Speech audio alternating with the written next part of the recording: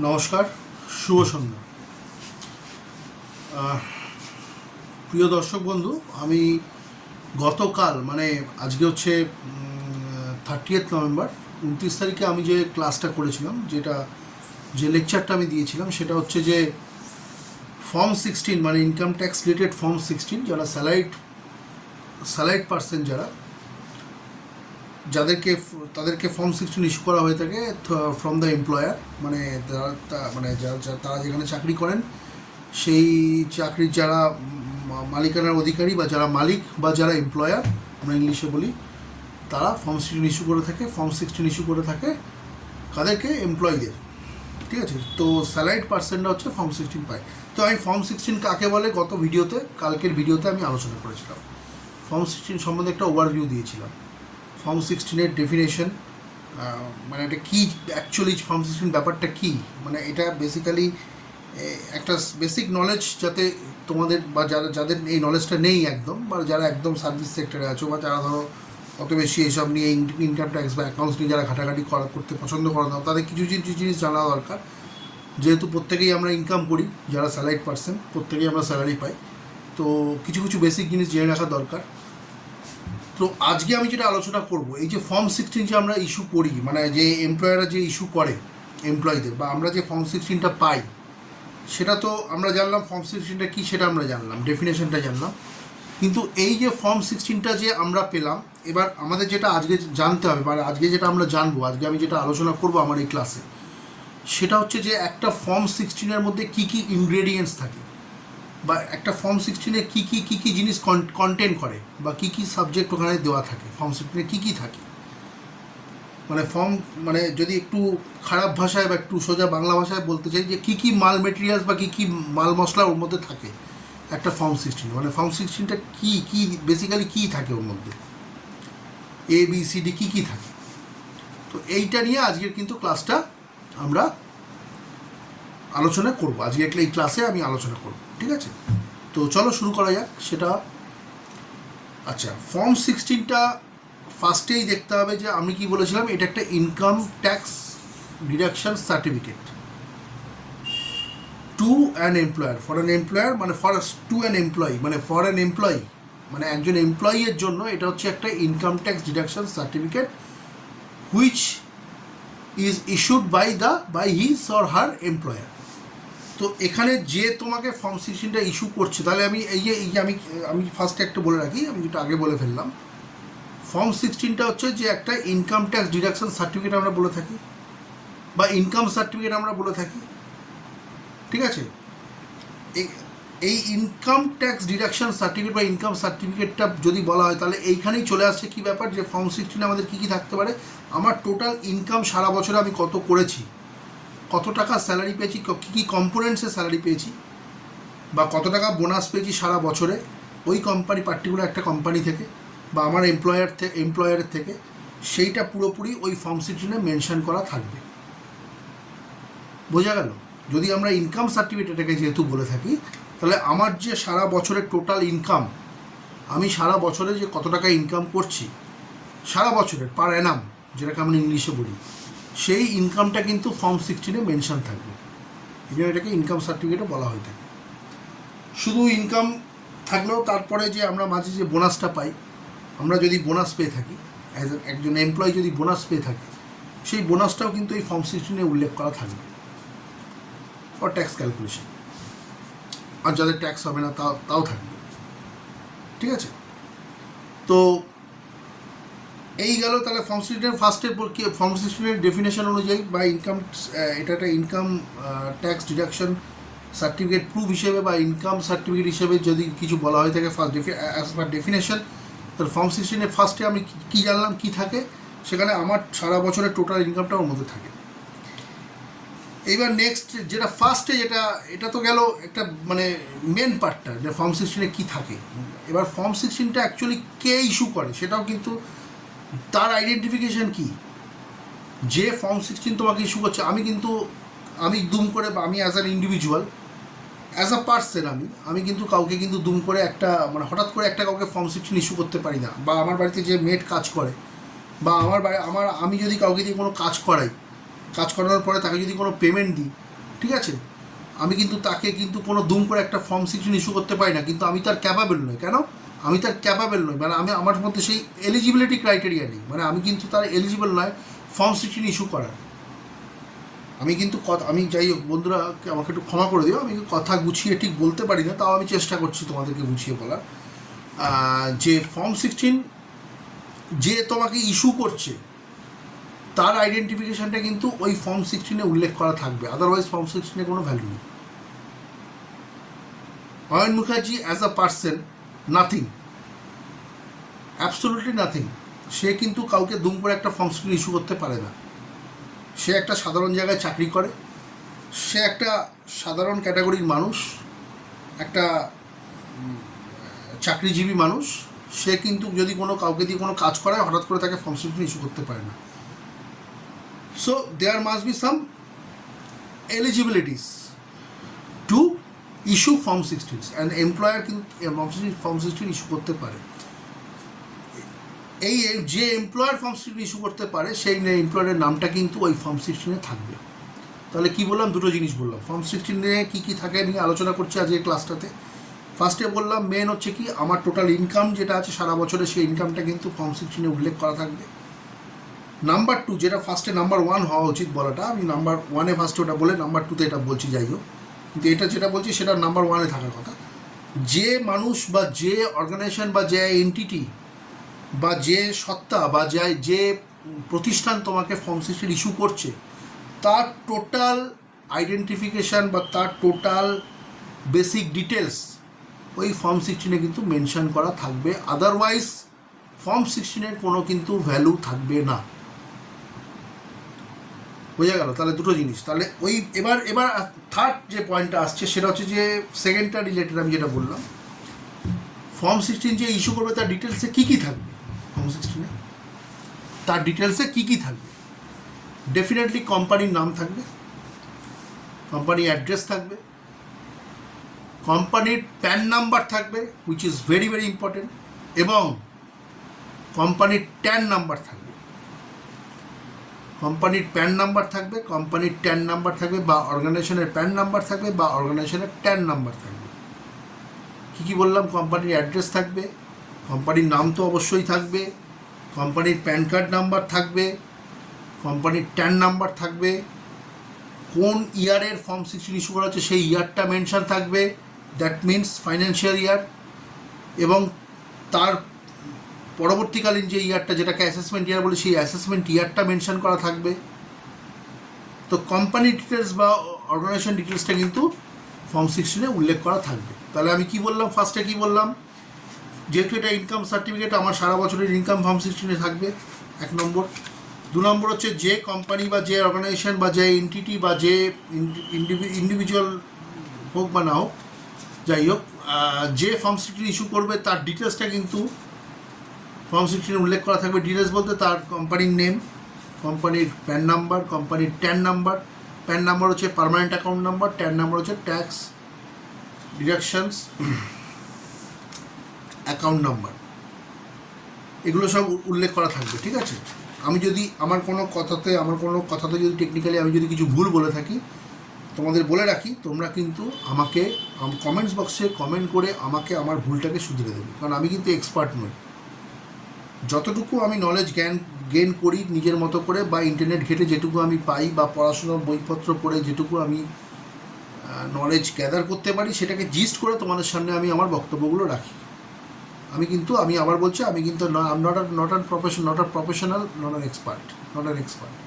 আমি জাস্ট আমার যতটুকু জ্ঞান তোমাদের দিতে ভালো লাগে, দিলে ভালো হয়, যেটুকু জানা দরকার প্রত্যেকটা মানুষের অ্যাজ আ স্যালারিড পার্সন বা একটা অ্যাজ অ্যান এমপ্লয়ি, সেইগুলো তোমাদেরকে যাতে একটু জানতে পারো, সেই জন্য কিন্তু আমার এই ক্লাসগুলো করা বা বলা, ঠিক আছে? তো আমার ভুল হতে পারে, আমি ভুল বলতে পারি, সেই ভুল বললে আমাকে কিন্তু শুধরে দিও দয়া করে, এবং আমাকে পারলে তোমরা যদি আমার শুভাকাঙ্ক্ষী হয়ে থাকো, কমেন্টস বক্সে আমাকে সেই ভুলগুলো কিন্তু শুধরে বলো। আমি তাতে কিচ্ছু মনে করবো না, এবং আমার তাতে কোনো দুঃখ হবে না, খারাপও লাগবে না, এতে আমি আনন্দ পাবো। যাই হোক, তো এই যে ফর্ম 16-এর যে আমি যে বলছি কী কী জিনিস বা কী কী ইনগ্রেডিয়েন্টস ফর্ম 16-এ থাকে, সেটাকে যদি আমি অফিসিয়ালি বা থিওরিটিক্যালি যদি বলি, তাহলে ফর্ম 16 দুটো পার্ট থাকে, একটা হচ্ছে part A of the form 16, আর হচ্ছে part B of the form 16। দুটো ভাগে কিন্তু ফর্ম 16টাকে ভাগ করা থাকে, একটা হচ্ছে পার্ট এ আর একটা হচ্ছে পার্ট বি। এবার পার্ট এতে কী কী থাকে, পার্ট বিতে কী কী থাকে। পার্ট এতে আমি যেটা একটু আগে বললাম, কোম্পানির আইডেন্টিফিকেশন বা কোম্পানির অথেন্টিকেশন। অথেন্টিকেটেড কোম্পানি বা authenticated organisation definitely they can issue the form 16 to their respective employees। মানে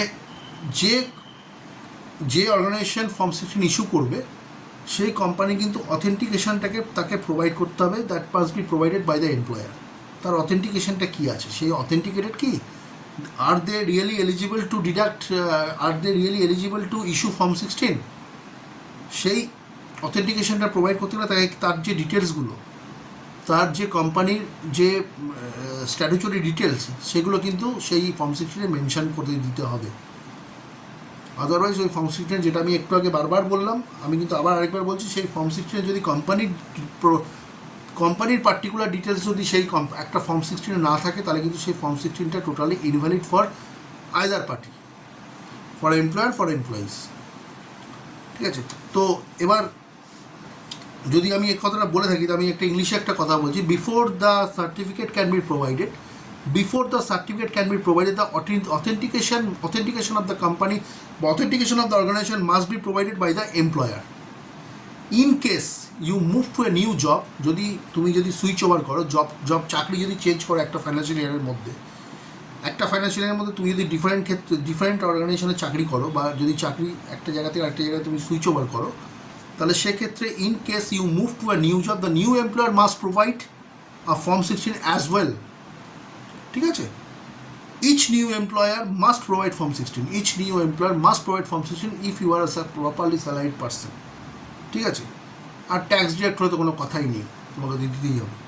the main components of part A mention কি main components of part A কি, the main components of part A of a form 16 কী কী আছে। Number 1 আমি যেটা বললাম, company name, employer's name and address. Number 1, you can please note down, যদি কেউ নোট ডাউন করতে চাও নোট ডাউন করতে পারো। নাম্বার 1 হচ্ছে যেটা মেনশন থাকতে হবে, সেটা হচ্ছে এমপ্লয়ার নেম অ্যান্ড অ্যাড্রেস, 1 নম্বর। 2 নম্বর হচ্ছে তোমার এমপ্লয়ারের প্যান নাম্বার এবং ট্যান নাম্বার, এমপ্লয়ারের প্যান নাম্বার এবং ট্যান নাম্বার। নাম্বার 3 হচ্ছে এমপ্লয়িজ প্যান।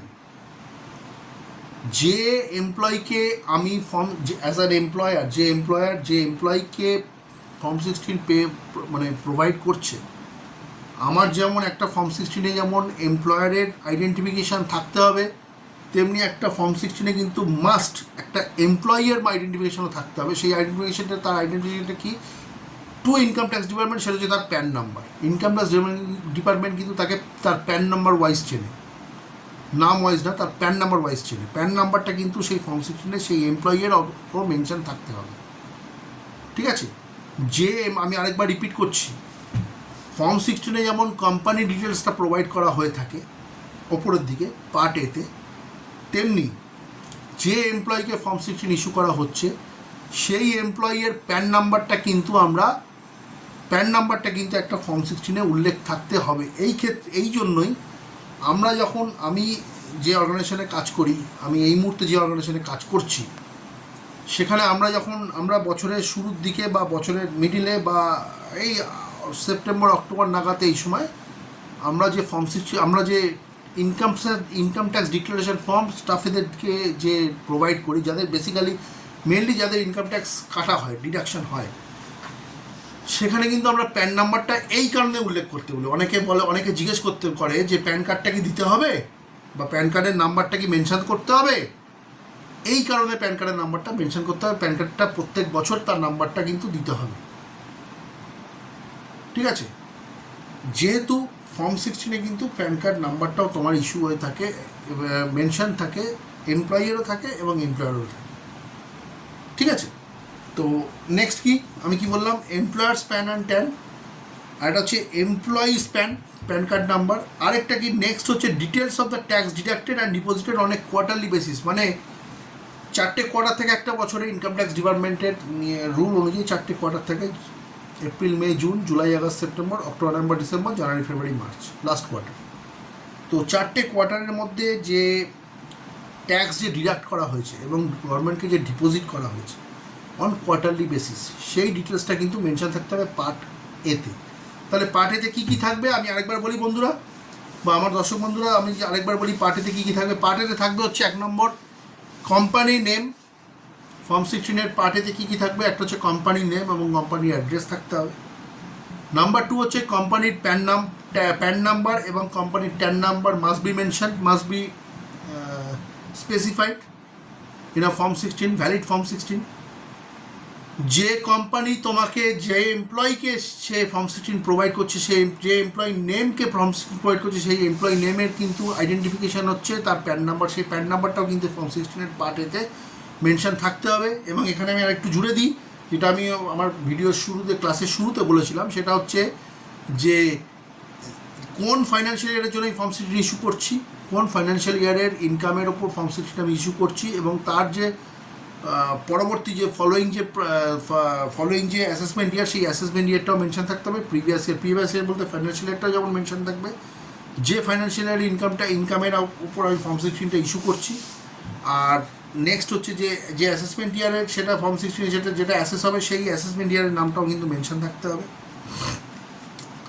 আরেকটা হচ্ছে যে details of tax deducted and deposited with the government, মানে গভর্নমেন্টকে যে কোয়ার্টারলি বেসিসে যে ট্যাক্সটা যে কেটে নিয়ে, সেই পার্টিকুলার এমপ্লয়ের ট্যাক্সটা কেটে নিয়ে যে জমা করা হচ্ছে, তার কিন্তু ডিটেলসটা কিন্তু ফর্ম 16-এর পার্ট এতে কিন্তু মেনশন থাকে। এবার পার্ট বিটা কি, পার্ট এটা এই হলো পার্ট এ। নেক্সট হচ্ছে পার্ট বি। পার্ট বিতে কী কী থাকে, একটা ফর্ম 16-এর পার্ট বিতে কী কী থাকে।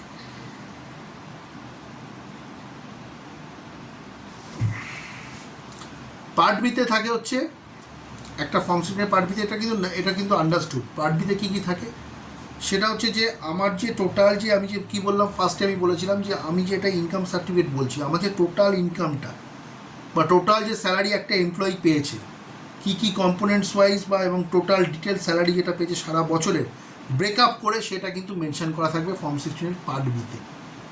ফর্ম 16-এর পার্ট বিতে কী থাকবে, salary breakup in details or detailed, in details or in detail.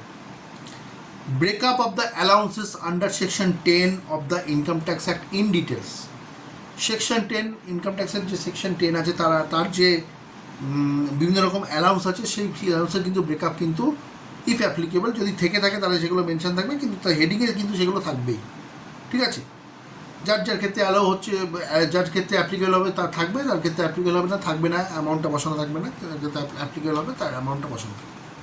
Otherwise তোমার অন্তত মেনশন থাকবে। তাহলে কী কী থাকবে, যে টোটাল স্যালারি, যে সারা বছরে যে আমি স্যালারিটা যে এমপ্লয়ি যে আর্ন করছে, সেই স্যালারি ডিটেলসটা কিন্তু ওখানে মেনশন থাকতে হবে। এবং যে সে অ্যালাউন্সগুলো আছে, বিভিন্ন রকম allowance under section 10 of income tax act, সেই অ্যালাউন্সগুলোও কিন্তু ওখানে মেনশন থাকতে হবে ইন ডিটেলস, সবই কিন্তু ইন ডিটেলস।